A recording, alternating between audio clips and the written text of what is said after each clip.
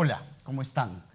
Desde muy pequeños nos han dicho tienes que aprender esto, tienes que aprender lo otro, pero me pregunto a quién de nosotros nos han enseñado con calma cómo se usa el cerebro, cómo usamos esta máquina que tenemos encima de los hombros y que teóricamente nos tendría que servir a lo largo de toda nuestra vida. Hoy queremos empezar a responder esa pregunta y provocar algunas posibles discusiones en torno al tema. ¿Cómo aprende el cerebro? Me encanta pensar en una metáfora. Imaginemos que llega a nosotros un extraterrestre y nos dice, miren, este es el más potente de los computadores que hemos construido en nuestro planeta. Se los dejo, aprendan a usarlo y vengo dentro de 15 años a que me cuenten qué han aprendido a hacer con él. Al cabo de 15 años llegan los extraterrestres y nos dicen, ya, perfecto, ¿aprendieron a hacer algo con este computador? De repente por ahí les decimos, miren, apretas esto y ocurre tal cosa, apretas esto y ocurre tal cosa, y por ahí los extraterrestres se ríen y nos dicen, oigan, nuestra civilización es bastante más avanzada que la de ustedes, y este es el más potente de todos los computadores que tenemos en nuestro planeta. Eso es lo único que han aprendido a hacer con esto. Decía hace un momento, tenemos sobre nuestros hombros probablemente una de las máquinas más poderosas que existe. Y sin embargo, vino sin manual. A ninguno de nosotros nos dieron cerebro y además un manual para saber cómo usarlo. Lo hemos aprendido a usar a golpes y lo más probablemente es que no sepamos usarlo bien, que no sepamos bien cómo logramos aprender algo. Y en el caso de los maestros, de los profesores, cómo logramos que otro aprenda lo que yo quiero que aprenda. Ambas cosas son perfectamente posibles. O sea, tenemos una máquina potentísima, tan potente como las cifras que les muestro. Nuestro cerebro, a los 3 o 4 días de nacidos, casi ya tiene el número total de neuronas que vamos a necesitar, y muchísimas más de las que vamos a necesitar a lo largo de nuestra vida. 100.000 millones de neuronas.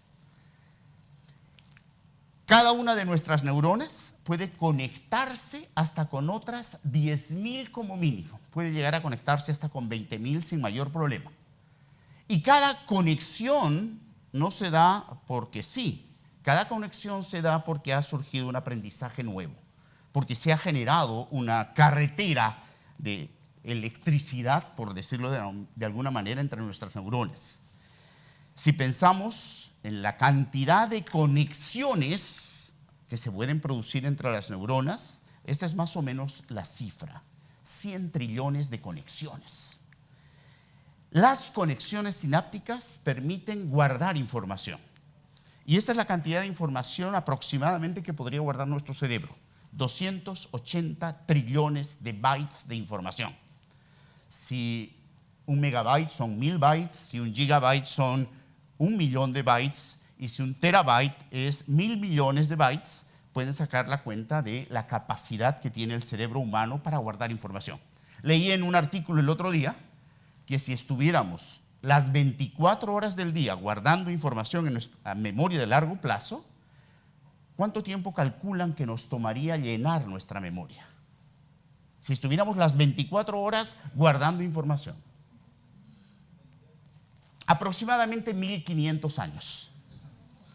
No tenemos todavía vida suficiente como para usar la capacidad de memoria que tiene nuestro cerebro. El día que podamos vivir 1500 años para descubrir si es verdad, les garantizo que también podremos añadirnos memoria. O sea, no habrá ningún problema. Es tan potente el cerebro que, a pesar de que es una pequeñísima parte de nuestro cuerpo, solo es el 2% de nuestra masa corporal. Sin embargo, consume el 20% de la energía del cuerpo humano y cerca del 40% del oxígeno de nuestro cuerpo. O sea, es el más potente de nuestros órganos, el más importante, tan importante que el hueso que lo recubre es el más duro que tiene el cuerpo humano, porque todo lo demás de nuestro organismo depende del cerebro. Y en pocas palabras, todo lo que somos a lo largo de nuestra vida depende de nuestro cerebro. Pero hoy no vamos a hablar de lo que el cerebro puede hacer, sino cómo podemos usar adecuadamente el cerebro para aprender. Cómo lograr aprender lo que queremos aprender y cómo lograr que otro aprenda lo que quiero que ese otro aprenda. Insisto, si supiéramos cómo usar nuestro propio cerebro, a nadie se le ocurriría decir, uy, tengo mala memoria. No hay ningún cerebro humano que tenga mala memoria. Quien tenga un cerebro humano tiene la más potente de las máquinas sobre sus hombros. El filósofo chileno, Humberto Maturana, lanzó una frase en una de las veces que vino por Lima, que era la siguiente: denme un cerebro que haya conseguido comunicarse a través de un lenguaje, que es el más complejo de los aprendizajes. No hay aprendizaje más complejo que ese, y podré lograr que aprenda cualquier cosa. ¿Quién nos enseñó y cómo nos enseñaron a comunicarnos a través de un lenguaje? ¿A qué edad lo hicimos? Normalmente entre los 10 meses y los 3 años de edad. ¿Quién nos enseñó? Nadie, aprendimos solos. Bueno, si nuestro cerebro ha logrado hacer eso, no hay límite en relación a los aprendizajes que puede lograr. No hay ningún aprendizaje más complejo que ese. Es tan complejo que volvió a nuestro cerebro humano. Antes de ese aprendizaje, nuestro cerebro no era plenamente humano. De hecho, los niños lobo, estos niños que han vivido criados en mitad de la jungla o de un bosque por animales y que no han tenido contacto humano y por tanto no han podido aprender a comunicarse con un lenguaje, difícilmente pueden volver a ser humanos una vez que son rescatados de esa situación, porque no han adquirido, diríamos, el lenguaje computacional, el sistema operativo que les iba a permitir ser humanos. El lenguaje es ese sistema operativo. Pero bueno, ¿qué vamos a hacer hoy y qué nos interesa hoy? No vamos a hacer grandes cosas y le voy a contar las maravillas del cerebro, no. Me interesa que hagamos 3 experimentos pequeños, breves, para conversar con ustedes presencialmente y a través de las redes con los que nos están viendo desde más allá, conversar con todos acerca de cómo es que aprendemos. Los 3 experimentos que van a hacer tienen que ver con aprendizaje, pero son breves, son muy cortitos y lo que intentan es simplemente explorar por algunos principios básicos del aprendizaje. Para hacer los experimentos necesitamos lo siguiente. A los que nos están viendo les pediría, consíganse un par de hojas. Los presentes tienen todos un par de hojas delante suyo y pártanlas cada una en 4, de tal forma que tengan 8 hojitas pequeñas. La idea es no tener que consumir demasiado papel, porque cada una de estas hojitas va a permitir hacer uno de los experimentos. Si tienen hojas pequeñas consigo, utilicen hojas pequeñas, pero las necesitamos sueltas, porque en los experimentos van a requerir que una vez que hagamos lo que hemos hecho, lo pongamos detrás y no lo volvamos a ver.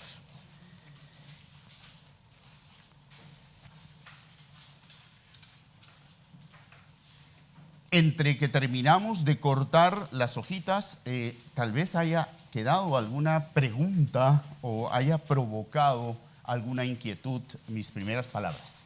Pueden soltarla por el micrófono, no se olviden. Cualquier pregunta es válida. Si puedo responderla, la responderé. Si no, les diré que no sé la respuesta. Al micrófono y encantado.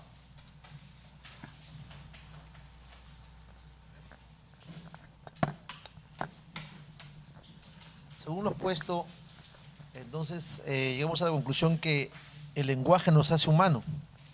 Exactamente. Y que el lenguaje es una facultad exclusivamente humana. El lenguaje como capacidad simbólica que nos permite usar palabras para referirnos a las cosas, sí, es hasta ahora una capacidad únicamente humana. Los animales pueden comunicarse, pero no pueden usar un lenguaje. Y ahí sí hay una diferencia entre los animales superiores y nosotros. ¿Tenemos ya las hojitas? Si hay alguna otra pregunta, lancémosla. Si no, vamos al primer experimento. Ya. ¿Qué es lo que vamos a hacer en este primer experimento? Les voy a mostrar una imagen. Mientras la imagen esté en la pantalla, no hagan otra cosa más que mirarla, porque luego les voy a pedir que la recuerden. O sea, mientras esté en pantalla, solo la miran, no hagan nada más. Dejen sus manos libres y concéntrense en la imagen. ¿De acuerdo? Ahí vamos.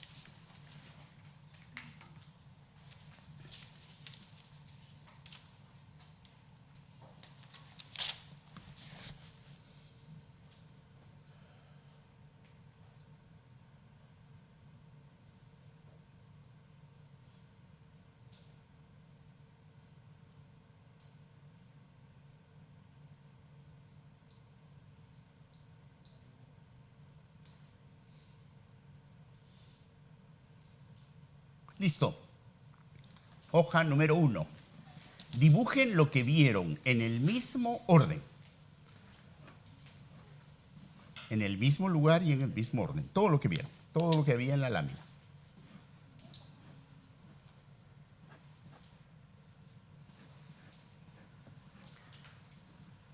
Para los presentes, será una señal de que terminaron de dibujar que pongan la hojita detrás de las demás. Eso me indicará que ya terminaron.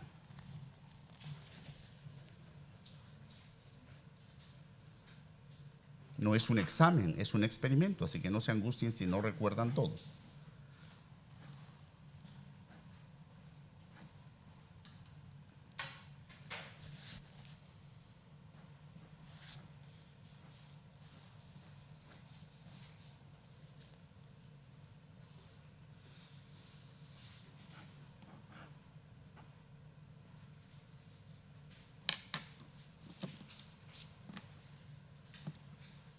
La hojita detrás de las demás es para mí la señal de que acabaron.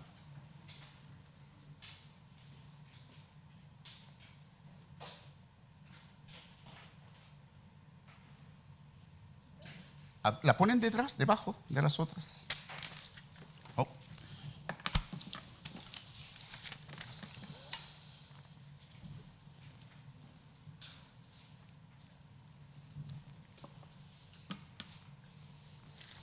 ¿Listo? Ahora sí. Una vez puesta debajo de las demás, ya no vamos a ir a ella. Les voy a mostrar otra lámina y mientras la lámina está en pantalla, lo mismo que en el caso anterior, solo mírenla, no hagan otra cosa. ¿De acuerdo? No escriban, no, nada más, mírenla. Ahí va.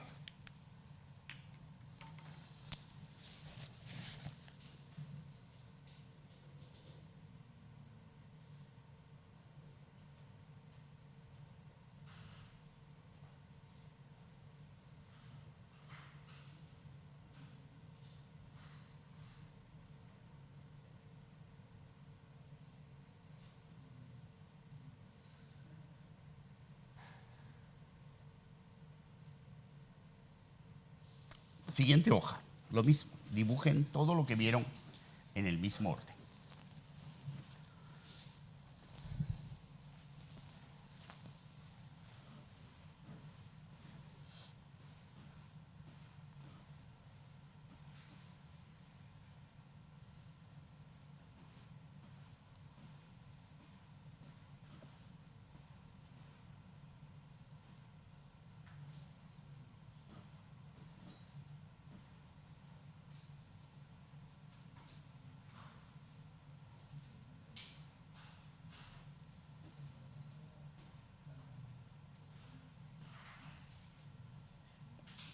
Lo mismo que en el caso anterior, ponen la hojita detrás de las otras como señal de que acabaron.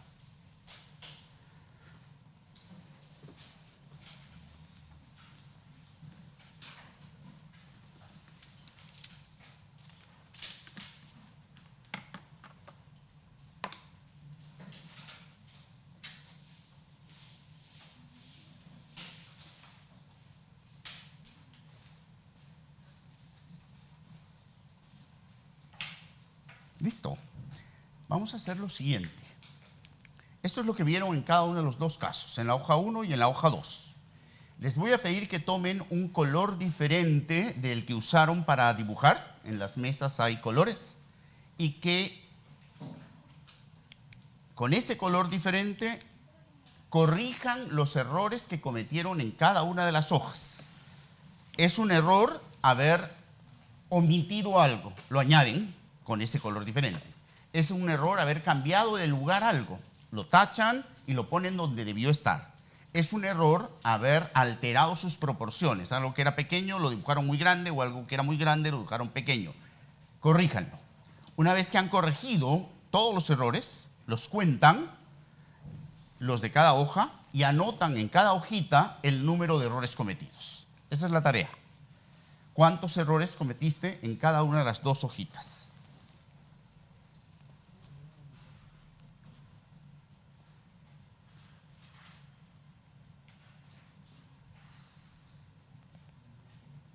Es un error no haber puesto algo, añádanlo con el color diferente. Es un error haber cambiado algo de lugar, pónganlo donde debía estar y táchenlo el lugar equivocado o haber alterado las proporciones. Tachan y ponen como debió ser. Y luego anoten el número de errores en cada hoja.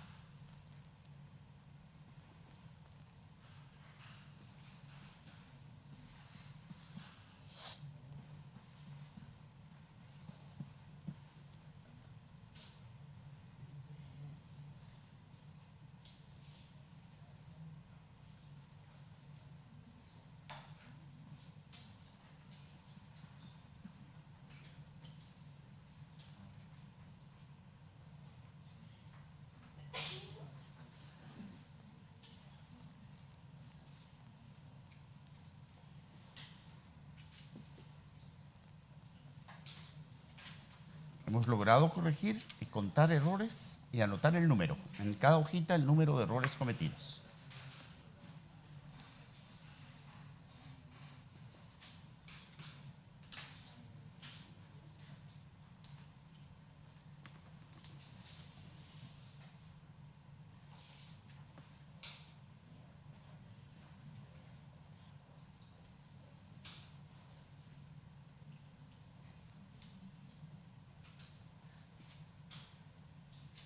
¿Listos? ¿Tenemos los números? Me van a ayudar a contar. Vamos a la hoja 1. En la hojita 1, ¿quiénes cometieron 0 errores? Levante la mano. En la primera hoja, ¿quiénes cometieron 0 errores? Nadie. ¿Un error en la primera hoja? Nadie. 2 errores en la primera hoja? Nadie. 3 errores en la primera hoja, una persona. 2 personas cometieron 3 errores en la primera hoja. 4 errores en la primera hoja. Un segundo. En la primera lámina, 0, 1 y 2 errores, nadie. 3 errores sí había. 2 personas en 3 errores. ¿De acuerdo? 4 errores. 1, 2, 3 personas con 4 errores. 5 errores. 1, 2, 3, 4, 5 personas en la sala con 5 errores. 6 errores. 1, 2, 7 errores. 1, 8 o más. 1, 2, 3, 4. 4 personas con 8 o más errores. Listo. Vamos a la lámina número 2. En la lámina número 2, 0 errores. Levanten la mano quienes cometieron 0 errores en la lámina segunda. Nadie. Un error. 1, 2, 3, 4. De nuevo. 1, 2, 3, 4, 5 personas. 2 errores. 1, 2, 3, 4, 5, 6 personas. 3 errores. 1, 2, 3, 4, 5, 6 personas. 4 errores. 1. 5 errores. Nadie, 0. 6 errores. Nadie, 0. 7 errores. Nadie. 8 o más. Tampoco. Listo. Volvamos a la presentación. Hagamos este experimento con el grupo humano que hagamos, vamos a obtener los mismos resultados, a pesar de lo siguiente. Cuando vieron la segunda lámina, hubiera sido simpático que hubieran visto sus ojos, porque inmediatamente se daban cuenta de que todo lo que estaba en la primera lámina estaba también en la segunda.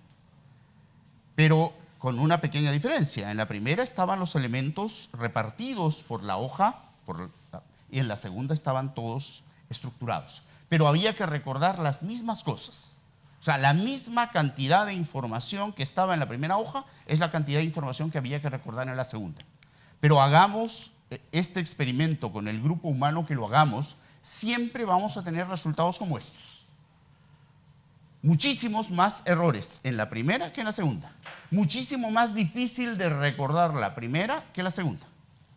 ¿Por qué razón creen que ocurre esto? Y este es el primer principio elemental de funcionamiento del cerebro. Es muy potente. Tenemos una máquina capaz de aprender a lo largo de toda nuestra vida y de sobrarle muchísimo espacio. Pero hay algo, y esto es lo que se presenta en este experimento, tiene sus límites nuestro cerebro. Sus límites que hay que saber aprovechar, pero también que hay que evitar. ¿Cuál es la razón por la cual siempre en el primer caso vamos a obtener peores resultados que en el segundo? Si vamos al micrófono, las intervenciones en el micrófono, por favor, para que nos puedan estar escuchando quienes no están en la sala con nosotros. La razón la tienen ustedes. A ver, ¿qué creen? ¿Por qué razones siempre va a ser más fácil recordar una cosa que la otra? Adelante. Recordamos más las cosas que están asociadas o relacionadas. Así es. Y aquí sí hay un tema importante. Si alguien hubiera cometido 0 errores en el primer caso, tendríamos que decir que no tenía un cerebro humano. Hubiera sido un cyborg. El cerebro humano tiene un límite muy concreto.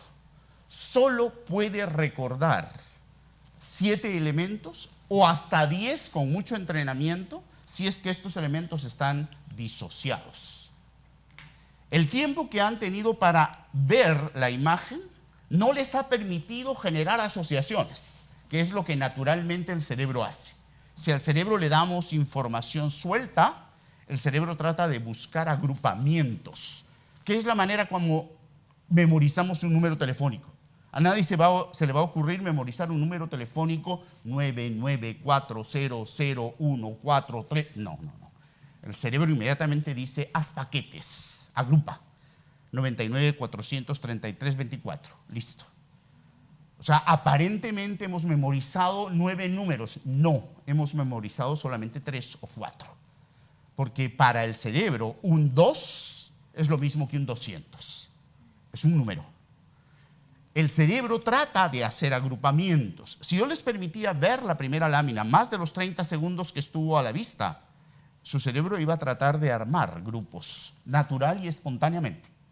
Si queremos memorizar información que está disociada, hay un límite, hasta 7 paquetes de información sueltos. Podemos memorizar sin problema. Más de 7 con algún entrenamiento hasta 10. Más de 10 el cerebro no puede. ¿Cuántos paquetes de información había en la segunda lámina? ¿En la segunda? Uno solo. Muy complejo, sí. Pero fíjense que en la primera también había algunos elementos de información complicados. No tan complejo como en la segunda. Pero en la segunda había un solo elemento complejo. ¿Qué teníamos que recordar en el segundo caso? Una casa semejante a aquella que hemos dibujado 1000 veces en nuestra vida, porque no había que recordar 11 elementos sueltos. Había que recordar uno solo y los detalles afloraban de inmediato. O sea, el cerebro humano necesita que la información que le llega llegue asociada, que no lleguen cosas sueltas. Tiene mucha dificultad para memorizar cosas sueltas, salvo que le demos un tiempo para que pueda asociarlas. Si no le damos tiempo para asociarlas, va a tener serias dificultades para aprenderlas.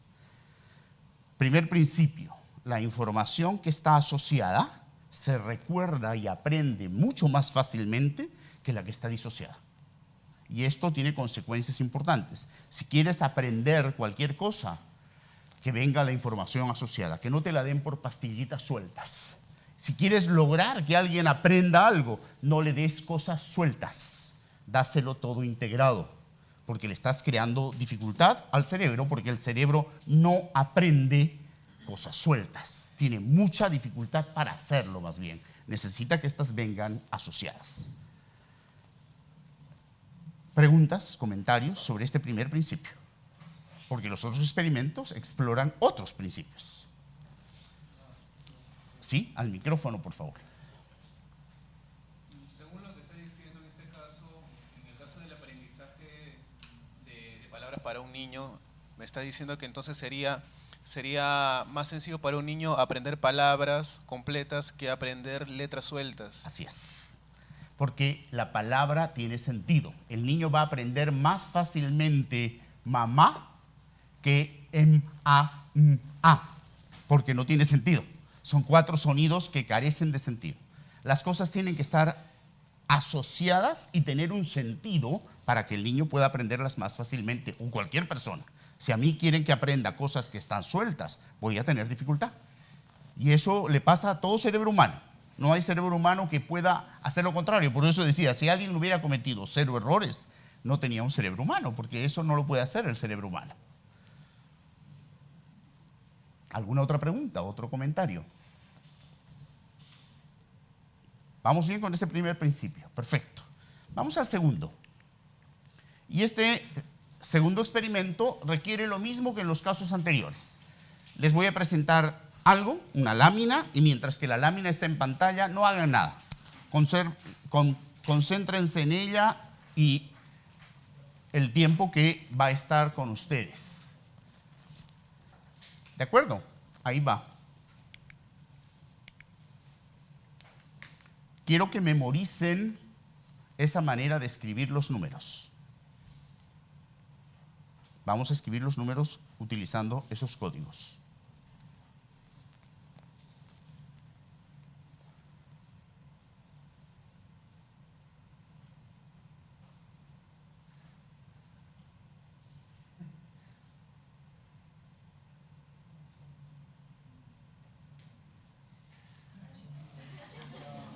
Por favor, escriban ese número usando los códigos que acaban de aprender.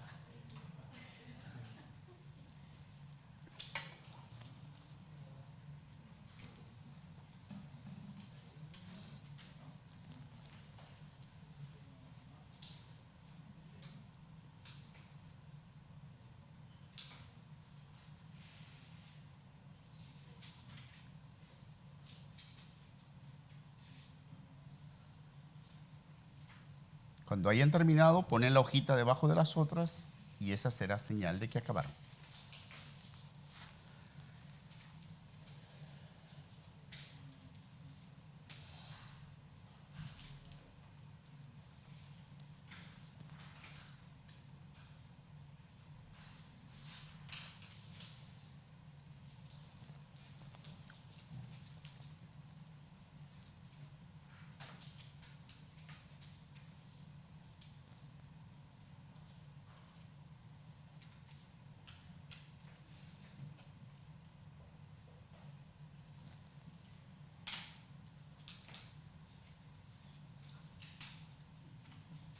¿Listo? ¿Lo logramos? Bien. Con un color diferente al que han usado, por favor, corrijan. Esos serán los números correctos. Corrijan.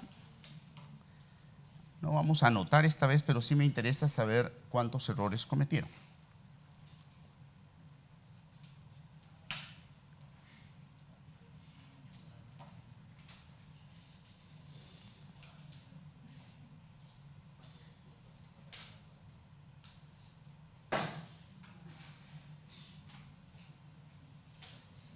Bien. ¿Alguien cometió 0 errores? Es decir, ¿no cometió ninguno? Tú, 0 errores. Un error,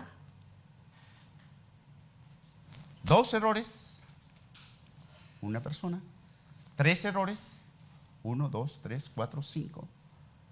4 errores, 1, 2, 3, 4, 5, 6. 6 errores, 1, 2, 3, 4 personas. Más no, porque no había más números. ¿Cómo lograste memorizar todos los números? Lo que pasa es que creé una asociación. ¿Entre? Imaginé que cada patrón, perdón, que cada forma era una letra. Entonces creé la palabra Hulk, Cock, y luego el 7 era igualito, el 8 era como una silla y el 9 era como un medio invertido. Entonces lo volví a dibujar todo y lo reemplacé. Perfecto, muy bien. Utilizaste el viejo truco del cerebro que ahorita lo vamos a usar todos, porque ahora les voy a pedir lo mismo, que por favor miren la siguiente imagen. Estos eran los códigos que les pedí memorizar. Fíjense en lo siguiente.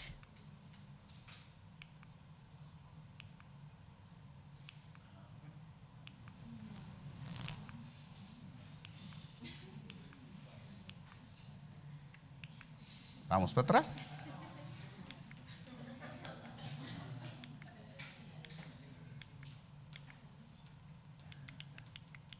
¿Se dieron cuenta?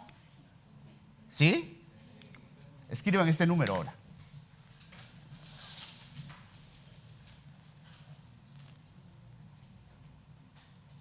Si quieren, dibujen el Michi otra vez. Son libres.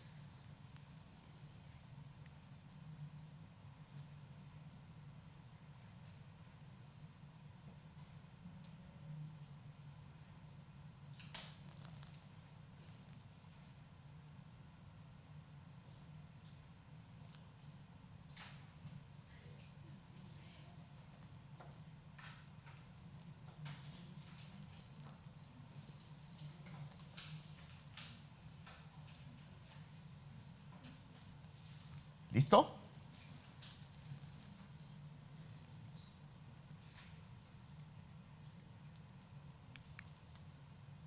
Corrijan si quieren. Estos serán los números. ¿Alguien cometió 0 errores? 0 errores. No cometió errores. 2, 3, 4, 5, 6, 7. ¿Cometiste error? Sí. Y hay una razón muy buena para explicar el error que cometió él. ¿Alguien cometió un error? 2 personas. 2 errores. Un error, 3 personas. ¿Un error o 2? 2. Porque no dibujaste el Michi. Dibújalo y vas a ver que no vas a cometerlo nunca. Bien, lo que acabo de hacer con el cerebro de quienes no han cometido un error es, por decirlo de alguna manera, he logrado guardar una información en su memoria a largo plazo, de la cual no se van a poder olvidar. Estos benditos códigos van a estar en su memoria para siempre.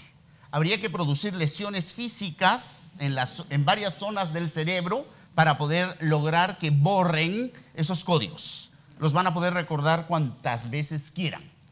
¿Por qué él tuvo un problema? Porque su cerebro hizo un sobreesfuerzo la vez anterior por generar asociaciones que ahora se las he puesto en cuestión. Cuando mostramos la asociación entre el Michi y los números, se rayó, como diríamos. O sea, habían 2 asociaciones distintas, la que su cerebro había creado en el ejercicio anterior y la que se presentaba ahora. Había que lograr que deshaga el mal aprendizaje, por decirlo de alguna forma, y que lo vuelva a hacer, o permitirle que vuelva a los códigos que había logrado descifrar en la vez primera, para que escriba el número. Este es el segundo principio. Yo puedo lograr que alguien guarde información en su memoria a largo plazo sin contar con su consentimiento. ¿Alguien quería aprender estos códigos? No. O sea, si yo quiero que alguien aprenda algo, tengo que hacer lo que acabo de hacer. ¿qué he hecho? ¿Qué es lo que ha permitido que aprendan esos códigos? Tienen la palabra. Y además de la palabra, usen el micrófono. ¿Por qué han aprendido esos códigos? Les he enseñado un patrón, les he mostrado. ¿Cuál es ese patrón? Pon el micrófono cerca de tu boca. El del Michi. ¿Solo el del Michi? Si solamente hubiera dibujado un Michi, ¿hubieran logrado aprender ese patrón? Ah, y las has asociado con las formas que están ahí detalladas. Ya, a ver, no, está el Michi, que es una forma conocida, pero algo más está ahí. Los números no están en cualquier orden. Imagínense que hubiera puesto en la fila superior 7, 6, 5, en la segunda 3, 2, 1 y en la otra no los hubieran podido recordar. El orden en que están los números no es cualquier orden. ¿Dónde han visto ese orden? ¿Dónde han visto ese orden? ¿En dónde tienen ese orden siempre? En el teclado del teléfono. Así están puestos los números en el teclado del teléfono. O sea, si logramos que la nueva información, dígase los códigos, se asocie con la que ya tenían en el cerebro guardada, si logramos que ocurra lo que ha ido ocurriendo mientras pasaba las flechitas, que asocien dos patrones de información que tenían guardados entre sí, y con eso nuevo, con esa asociación creen el nuevo aprendizaje, el cerebro lo logró. Pero no puedo enseñarles ese patrón, lo tienen que descubrir solos. O sea, el pasar la flechita es una manera de mostrarles el patrón, pero imagínense que se los explique, que no lo hubieran visto, que no se hubieran dado cuenta, que no lo hubieran descubierto de alguna manera, las posibilidades de aprenderlo son menores. O sea, el cerebro necesita no solamente que la información venga asociada, sino generar asociaciones para que el aprendizaje pueda darse. No necesito que las asociaciones existan, no, tengo que darme cuenta. Y esa es la dificultad que tuvo su cerebro. Tuvo que mirar asociaciones distintas de las que acababa de mirar y entraron en conflicto, y eso hizo que la segunda vez no pueda recordar tan bien como lo hizo en la primera. Segundo principio, si la información llega al cerebro asociada con la que ya tenía el cerebro guardado antes, las posibilidades de recordarla son mayores. Primer principio era si la información llega asociada entre sí. Segundo, si además llega asociada con lo que yo ya sé. Si logro establecer esa relación con lo que yo ya sé, las posibilidades de aprender van a ser mayores. Entonces, el aprendizaje tiene que tener un previo recuerdo. O sea, se construye sobre aprendizaje anterior. Correcto. Y una gran ventaja de eso es que hacia la 6ª semana del embarazo de nuestra madre empezamos a aprender. Es decir, el cerebro no solamente se fue configurando, sino que las primeras conexiones neuronales se fueron produciendo y no habíamos nacido todavía. ¿Esa es la base fundamental del constructivismo entonces? Si queremos pensarlo, sí, el constructivismo como teoría pedagógica se sostiene en este principio de funcionamiento biológico del cerebro. Las nuevas conexiones van a ser mucho más resistentes y más firmes si se construyen sobre conexiones preexistentes. No se nace sabiendo. Sí, nacemos sabiendo muchas cosas. Nacemos conociendo los latidos del corazón de nuestra madre. Hay muchísimos ruidos del entorno en que nuestra madre vive que los reconocemos y que nos producen sensaciones. Reconocemos la voz de nuestro padre si nos habla. Es decir, en el momento en que las neuronas se van constituyendo, se van produciendo conexiones neuronales, que no es otra cosa que se van produciendo aprendizajes que podemos evocar luego, que podemos recordar. Nacemos sabiendo, pero también nacemos con la posibilidad de aprender lo que sea. Es decir, podríamos decir lo siguiente: nacemos con la posibilidad de ser geniales. O sea, si lográramos utilizar solo la mitad de la capacidad que tiene nuestro cerebro cuando hemos nacido, pues seríamos genios absolutamente en todas las disciplinas, en todas las artes y sin límite alguno. O sea, no hay límites para las posibilidades de aprendizaje de nuestro cerebro. El problema, lo decíamos al empezar, es que no hemos nacido con un manual. Desde que el primer día que fuimos a la escuela nos dijeron, tienen que aprenderse esto. ¿Y quién nos enseñó a aprender? ¿Cómo se aprende? ¿Cómo se hace para usar el cerebro? ¿Cómo lo uso de manera más eficiente? Muchas veces hemos invertido cantidad de tiempo tratando, y de esfuerzo y de energía, tratando de aprender algo, pero después se nos borraba. Porque lo hicimos mal, nada más. No porque tenga mala memoria, o no porque mi cerebro sea malo para el aprendizaje, sino porque estábamos haciendo las cosas inadecuadas. Es como si me dan un computador y no guardo la información y lo apago, digo, ¡ay, se borró! No, no se borró, no la guardaste. No es que se borró. Lo mismo ocurre con nuestro cerebro. Si no guardo la información adecuadamente, la voy a perder. O sea, no va a quedarse para siempre, pero sí puedo lograr que se quede para siempre, si sé qué teclas apretar. Y aquí han habido 2 teclas, nada más. Adelante. Porque hay cosas que sí automáticamente la guardamos y hay cosas que no. Ya. ¿No? Y otra cosa, otra pregunta. O sea, para aprender siempre tiene que haber un conocimiento previo. Si queremos que alguien aprenda algo que le resulta absolutamente desconocido, vamos a tener serias dificultades. Y si no le ayudamos y no logra que la persona conectar eso con lo que ya sabe, va a tener serias dificultades. Lo va a poder aprender, ¿ya? Pero con mucho esfuerzo, y el gran problema es que al cabo de 2 horas va a empezar a borrarse esa información de su cerebro. Quería mostrar, sí, había una mano por ahí, mostrarles lo siguiente, y con esto me voy a soplar el tercer experimento, en otro momento tal vez lo hagamos. Hasta hace 15 años, o 20 tal vez, se sabía que habían recuerdos que no se borraban fácilmente, pero que habían otros que se borraban. Pero no se sabía por qué razón unos recuerdos permanecían y otros no. Hoy sabemos por qué algunos recuerdos permanecen y otros no. Primero, porque no tenemos una sola memoria. Tenemos por lo menos 3 sistemas de memoria diferentes. Howard Gardner sostiene que no solo eso, sino que tenemos una memoria en cada inteligencia.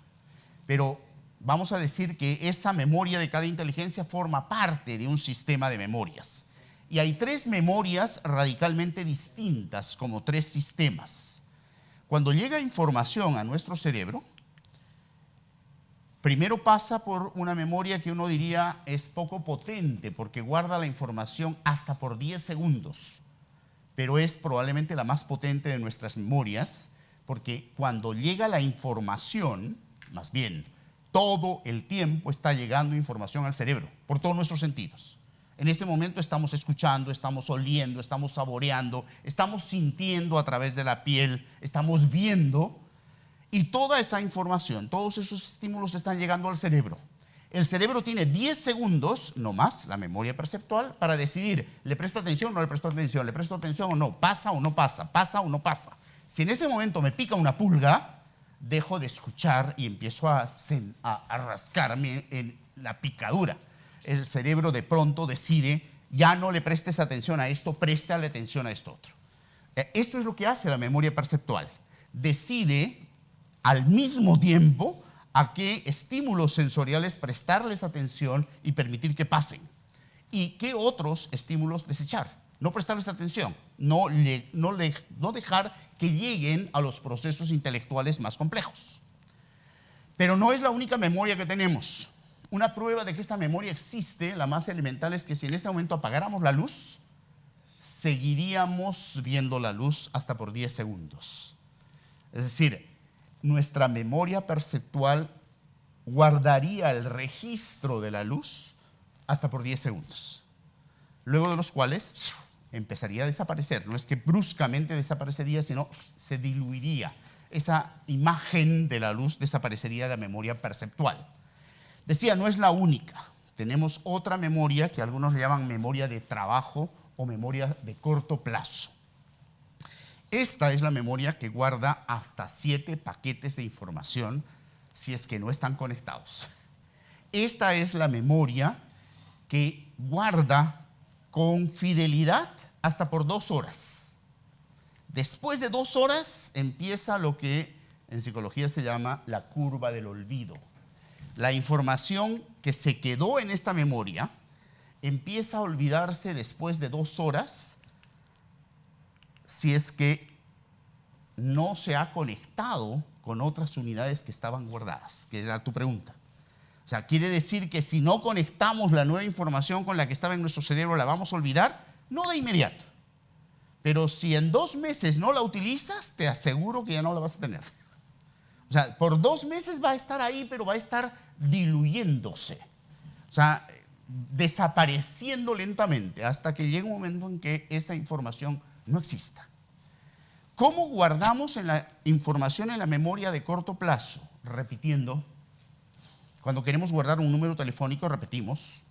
Cuando queremos guardar una dirección y no tenemos dónde anotarla, repetimos. El problema es que si dejamos de repetirla mucho tiempo, ya no la recordamos. O sea, si tengo que usar un número telefónico, aunque bueno, con los teléfonos que tenemos hoy ni siquiera tenemos que acordarnos, pero si tengo que ir a una dirección y voy con mucha frecuencia, la voy a recordar sin problema. Pero como que deje de ir y pasen más de 2 meses y no he ido, no he usado esa dirección, no la voy a recordar, tengo que ir a un directorio a volverla a buscar. Pero no son estas las 2 únicas memorias. Tenemos una memoria de largo plazo. Decíamos, esta memoria guarda la información para siempre. Tenemos que destruir zonas del cerebro si queremos que esa información se borre, porque queda, diríamos, casi físicamente guardada en el cerebro. Y la cantidad de información que puede guardar la memoria a largo plazo es infinita porque no vamos a tener vida para poder llenar su capacidad. O sea, esta es la memoria de almacén, este es el disco duro de nuestro cerebro, que si lo quisiéramos comparar con computadores, tendríamos el superdisco duro, porque equivaldría a unos 250 computadores de 500 gigas cada uno. O sea, esta es la capacidad de memoria real de nuestro cerebro. ¿Cómo se guarda la información en esta memoria? No es por repetición, solamente por asociación. Si logramos que la nueva información se asocie entre sí y se asocie con la que ya tenemos, las garantías de que está en nuestra memoria de largo plazo son casi totales. Hasta aquí, preguntas, comentarios. Hay un tercer experimento que de repente lo podemos hacer en otro momento, pero nos tomaría muchísimo más del tiempo previsto. O podríamos hacer muchísimos más, o sea, que nos permitan pensar que sabemos poco de cómo funciona el cerebro. Y lo que hemos aprendido acerca de cómo funciona el cerebro se ha hecho en la intención de generar inteligencia artificial, básicamente.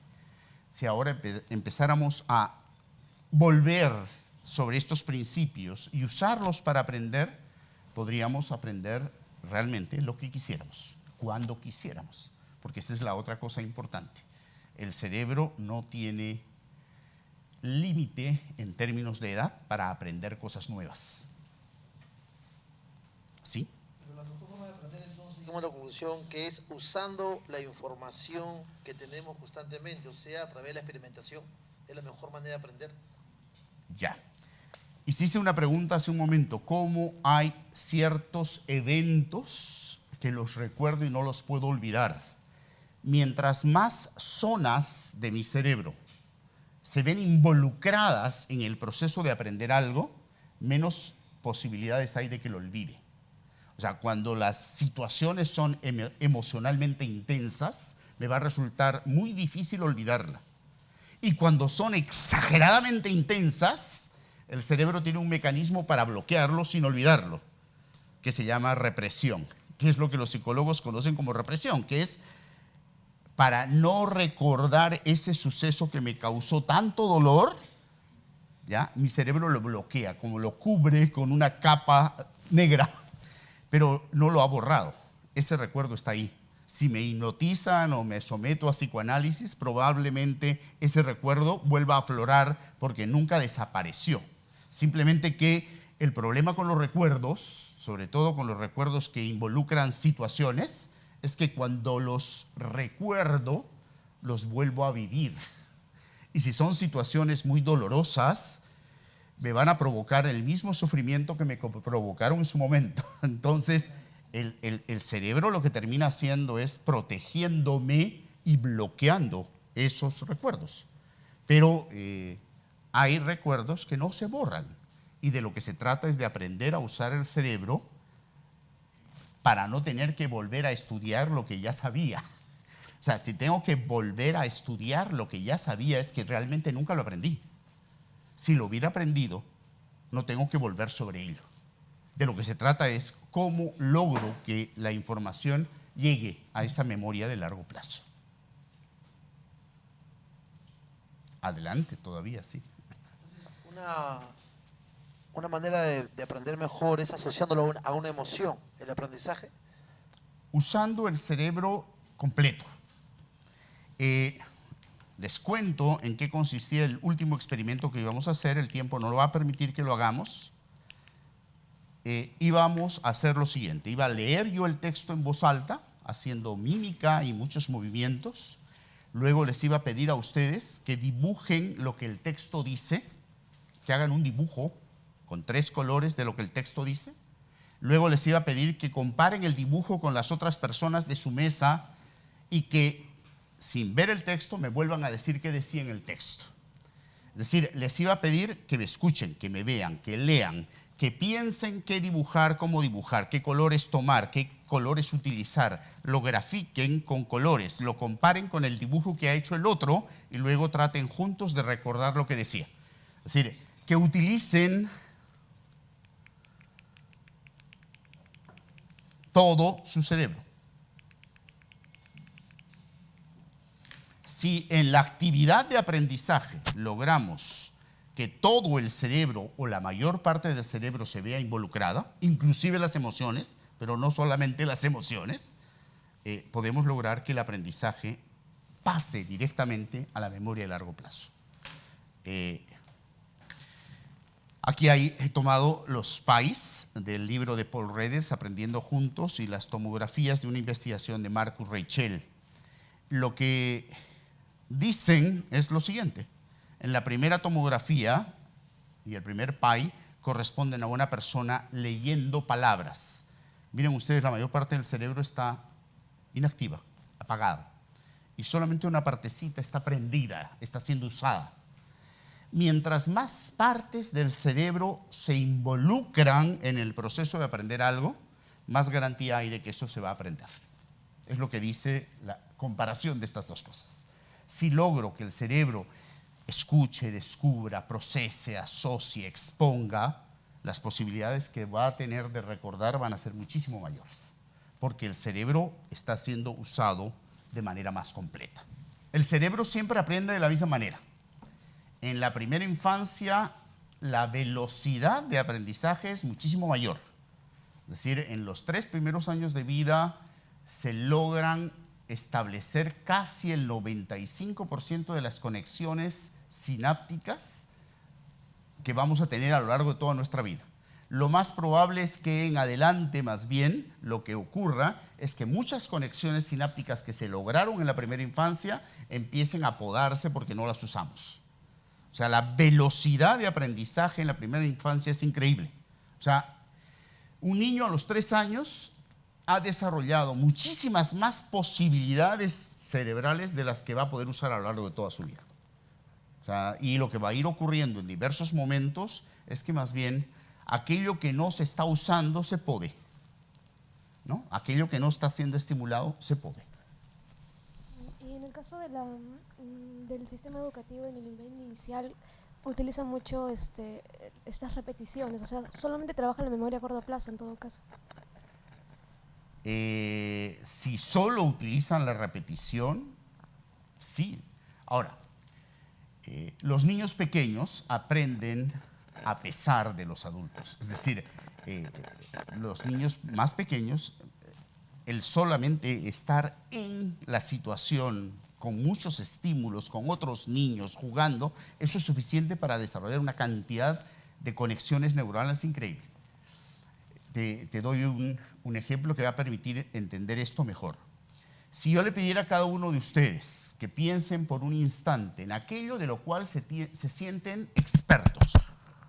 Puede no ser algo intelectual, puede ser un hobby, lo que quieran. Algo de lo cual tú te sientes experto. Ya, te garantizo que no lo aprendiste en un aula. Porque en las aulas solemos perder el tiempo. Y creemos que para aprender algo tenemos que ir a un aula. No, para aprender lo más importante que hemos aprendido en nuestra vida, aprender a comunicarnos por un lenguaje, no hemos ido a ningún aula. O sea, se nos ha metido desde la Edad Media, desde Salamanca y más desde la Revolución Francesa, que el aprendizaje solo se produce en espacios formales, solo se produce en el aula. No, los niños pequeños aprenden jugando a una velocidad alucinante. Y no interesa que la profesora quiera que repitan, ¿no? Van a aprender a pesar de ella. Pero sí es importante que tengan todos los estímulos que suelen tener los niños en una educación inicial, por ejemplo. O sea, leía una investigación hecha con niños de una zona rural peruana que habían tenido inicial y niños de la misma escuela 4 años antes en los que no habían tenido inicial, niños de segundo grado, con las famosas pruebas S. Bueno, la diferencia con el solo hecho de que este segundo grupo había pasado por la inicial era alucinante. Alucinante. El solo hecho, la única diferencia real, porque eran niños de las mismas escuelas, con los mismos maestros, pero el segundo grupo había tenido la posibilidad de hacer 1 o 2 años de educación inicial. El primer grupo no. Esa diferencia marca, pero no por lo que aprendieron de la profesora, no. Por lo que aprendieron con los otros niños, por su capacidad de jugar, porque tuvieron cuentos, juegos a la mano, porque tuvieron una cantidad de estímulos que no iban a tener en su casa. Sí. Entonces llegamos a la conclusión de que los años que son vitales para el aprendizaje son los primeros años de vida, por lo tanto la importancia de la educación inicial y también que el sistema, que aprender en un aula no es un sistema natural de aprendizaje. No. En consecuencia, ¿por qué se sigue con ese sistema que no es natural y ha fracasado? No me atrevería a decir que ha fracasado, me atrevería a decir que sirve poco, que se aprende poco. A ver, en el siglo XII, cuando surge la Universidad de Salamanca, porque lo curioso es que en el mundo surgieron primero las universidades que las escuelas, por lo menos en el mundo occidental. Las escuelas como sistema escolar recién surgen con Napoleón Bonaparte, hace muy poquito. Pero cuando surge Salamanca, quiero que nos imaginemos lo siguiente. Primero, no había imprenta. O sea, los libros eran manuscritos. Cuando llegaba un profesor a Salamanca, llegaba cargando su baúl con los 4 o 5 libros que había logrado adquirir a lo largo de su vida y que eran su tesoro.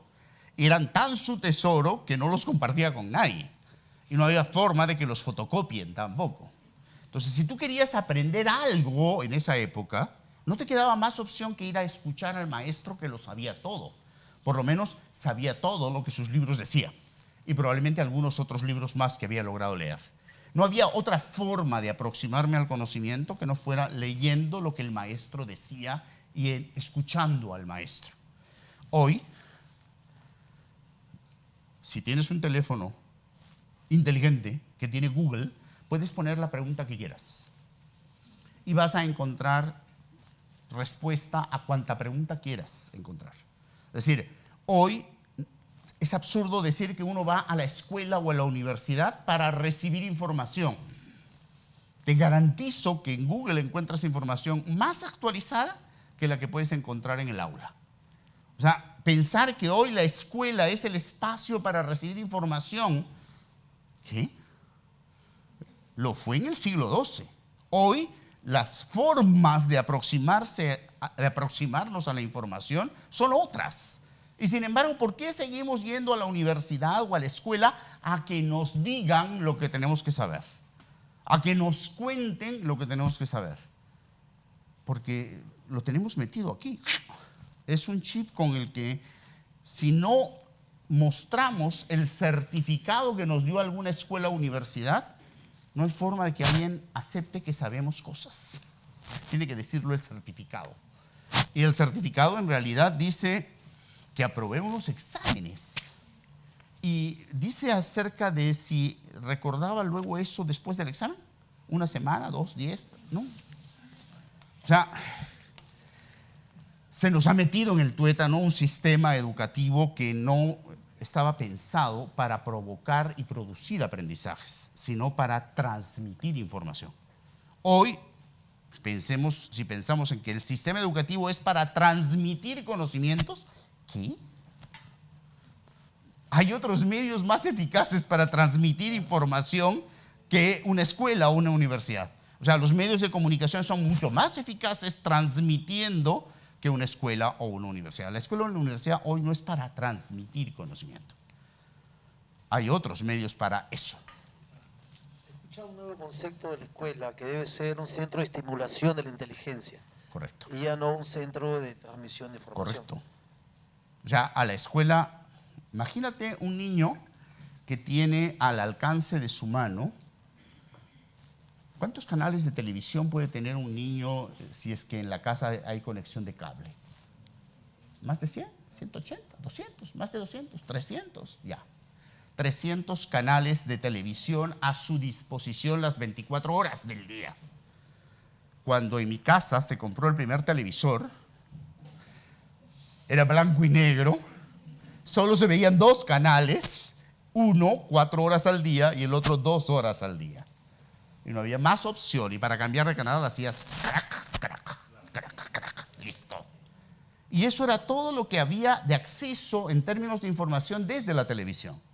Pero la mayor parte de los niños no solamente tienen 300 o 500 o 1000 canales, sino también una computadora, que la saben usar intuitivamente desde muy pequeñitos, ¿no? Entonces, pensar que la escuela es el espacio para ir a aprender cosas es una pérdida de tiempo, una tontería. Pero pensar que la escuela es el espacio donde voy a aprender a usar mi cerebro para poder manejarme con toda esta información que voy a tener a lo largo de mi vida, ese es el otro concepto. La escuela es el espacio para desarrollar mis capacidades intelectuales al máximo, no para aprender información. Es inútil. O sea, así tratara de aprender toda la información que existe. Cuando lo terminé, ya no sirve esa información, ya no está actualizada. O sea, y además, ¿para qué? O sea, para ir a un concurso de televisión, que todavía hay concursos para ver cuánto sabe. Que cuánto sabe no es cuánta información tiene. El cuánto sabe supone qué sabe hacer con la información. Exacto, ¿no? ¿Alguna otra pregunta? ¿Algún otro comentario? Adelante. Bueno, me queda claro de que los niños al año, 2 o 3 años son una esponja y pueden absorber cualquier cosa y de todo pueden aprender. Otra impresión que yo tengo con respecto a eso es que poco a poco, quizá con malas costumbres inculcadas por los padres, por los profesores, se les va recortando, ellos mismos van recortándose sus posibilidades de seguir aprendiendo. Entonces, me parece que quizás es por eso que poco a poco aprenden más lento hasta que llega un momento en que, por ejemplo, tienen 30, 40 años y solamente se limitan a repetir cosas que ya han aprendido cuando eran niños. O sea, hablan las mismas palabras, utilizan las mismas frases siempre, caminan por el mismo lugar siempre, todo lo que tienen alrededor es su zona de confort y no saben otra manera de vivir. Entonces, ¿cómo rompemos con eso para que una persona se reprograme a sí mismo y piense, todavía puedo aprender como un niño o todavía hay alguna forma en que puedo estimularme para poder aprender nuevas cosas? Primera cosa, tengo que estar convencido de que no hay límite etario para el aprendizaje. Es decir, es verdad que en los 3 primeros años la velocidad con la que se desarrollan las conexiones sinápticas no es una velocidad que vuelva a ocurrir nunca más en la vida. Pero no quiere decir que el cerebro sea un hueso, en el sentido de sólido, que no va a crecer, porque hasta los huesos van creciendo. El cerebro está constituido por neuronas. Hay 3 grandes tipos de células en nuestro organismo: las óseas, las musculares y las neuronas, que son las cerebrales, por decirlo de alguna forma. ¿Qué ocurre con las células musculares si no hacemos ningún tipo de ejercicio físico? Se atrofian y las vamos perdiendo. O sea, lo único que las fortalece es el ejercicio. Y van a poder asimilar inclusive los alimentos que les damos a medida que hagan más ejercicio. Si dejan de hacerlo, empiezan a atrofiarse y a desaparecer, a perderse masa muscular, decimos, es decir, a perderse células musculares. Con las neuronas sucede exactamente lo mismo. Las neuronas no se desarrollan, ni ellas, ni las conexiones entre ellas, porque tomamos leche con DHA. No, no, no. Lo único que alimenta las neuronas es el aprendizaje. O sea, si las neuronas no están sometidas a ejercicio intelectual, lo que tú dices es cierto. Se van a ver empobrecidas y el cerebro puede inclusive disminuir su masa. Disminuir masa. O sea, la falta de estímulos intelectuales puede producir el envejecimiento prematuro. La mejor forma de prevenir el Alzheimer, ¿no?, y otras enfermedades producto del deterioro cerebral por la edad es someter a los ancianos a nuevos retos de aprendizaje, que aprendan nuevas lenguas, que aprendan a pintar, que aprendan a leer, que no dejen de tener retos intelectuales. El día que un anciano deja de tener retos intelectuales y cognitivos, su cerebro simplemente empieza a deteriorarse, como si pusiéramos a una persona en la cama sin posibilidad de moverse. Su cuerpo va a disminuir su masa y va a llegar a un punto en que ningún músculo responda. Lo mismo ocurre con el cerebro. Lo único que alimenta nuestro cerebro se llama aprendizaje. No hay otra cosa que alimente el cerebro. Si el cuerpo tiene energía y tiene oxígeno y muchos estímulos de aprendizaje, el cerebro va a ir creciendo en masa. Hay otro dato aquí importante. Hace 2 millones de años, el cerebro de nuestros antepasados pesaba y medía menos de la tercera parte de lo que pesa y mide hoy. Lo que quiere decir que de generación en generación la masa cerebral aumenta casi en 500.000 de neuronas. O sea, mis hijos tienen un cerebro con aproximadamente 500.000 de neuronas más que el mío.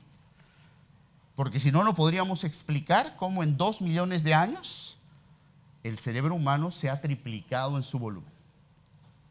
Y evidentemente lo que va a permitir que el cerebro aumente en su volumen son los estímulos de aprendizaje, no hay otra cosa. Bien, hace rato que me están poniendo la pizarrita con que el tiempo murió. Podríamos seguir charlando con todos sobre el tema, que es apasionante, mucho más, pero habrán otras oportunidades, les aseguro. Gracias.